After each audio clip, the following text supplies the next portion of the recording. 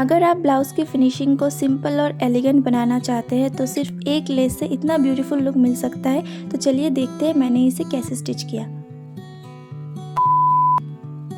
मैंने यहाँ पे ब्लाउज़ के अकॉर्डिंग एक गोल्डन कलर का लेस लिया है और मैं ये लेस बैक साइड पे स्टिच करने वाली हूँ। तो सबसे पहले लेस को नेकलाइन के एज पर सीधा सेट कर लीजिए। मैंने इसमें ना पिन यूज़ किया है और ना ही कोई क्लिप्स।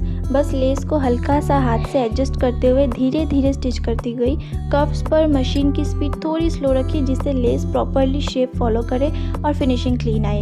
कॉर्नर पर भी इसी तरह कंटिन्यू कीजिए। अगर लेस को प्रॉपरली गाइड करेंगे तो बिना पिन के भी बहुत नीट फिनिशिंग मिल जाती है।